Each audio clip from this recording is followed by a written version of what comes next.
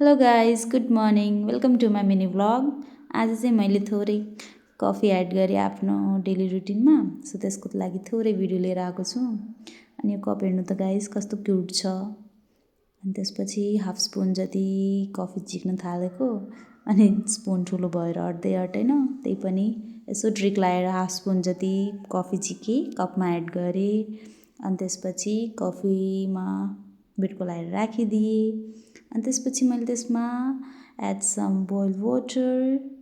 अनि त्यसपछि खासमा आज कफी खाने मान्छे नै होइन कि म, त्यही पनि हिजो मैले टिकटकमा एउटा भिडियो देखेको, अनि त्यसमा चाहिँ कफी चाहिँ खानुपर्छ, थोरै भए पनि हेल्थको लागि राम्रो हुन्छ भन्ने देखेँ। अनि त्यहाँबाट म अलि इन्फ्लुएन्स भएँ कि, अनि त्यसपछि मैले हिजो कफी लिएर आएँ। अनि आज थोरै कफी बनाएर ट्राई गर्छु भनेर एउटा सिप लिएको। कस्तो तितो न तितो भएको, यो त कसरी खान्छन् हो मान्छेहरूले। अब बनाएपछि खानै पर्यो, ठिकै छ भनेर।